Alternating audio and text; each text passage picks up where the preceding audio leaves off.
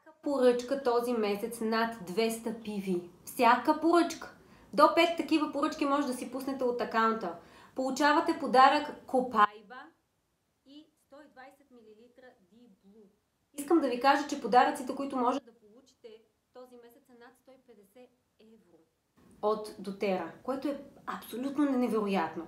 Това е супер комбинация за антиболка. Защо? Първото, което е D-Blue, то е създадено специално за спортисти. Това е кремче, първо то е супер гъсто. Може да видите, трябва да внимавате с фалшификации. Затова си купувате само от doTERRA. Ето така, вижте колко е гъсто като крем. Тук има супер много крем. Си го размазвате там, където боли. Не при интимни части, там, където е нежна кожата. Нали? Там вече ще трябва други неща да се използват. Но тук всичко, което е свързано с рамена, моторно-двигателен апарат, колена, кръст, гърба, рамената, на такива места просто си мажете и е толкова успокояващо.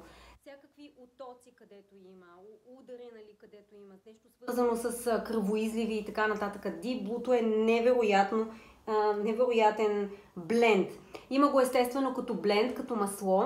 То, когато е като бленд, като масло на капки, действа много бързо, но за по-кратко време.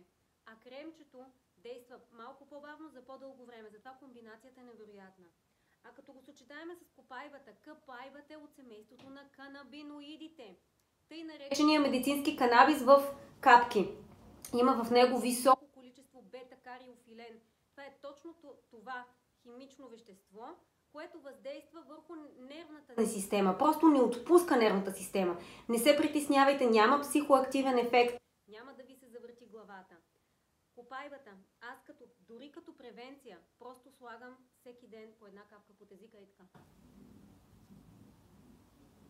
Дори и да капна 2 капки, няма проблеми. Поствала съм ви видеа за това какво се случва на хора, които имат проблеми с нервната система и с... можете да видите абсолютно моментен ефект на това какво се случва, когато взимат копайба. Ако не намирате видеото, пишете ми. Ще ви го изпратя пак. Така че това са два продукта, които ще получите подарък при всяка поръчка, която направите на 200 PV. Питайте хората около себе си от какво имат нужда. Не дейте да пускате поръчки, които са под 200 PV. Жалко за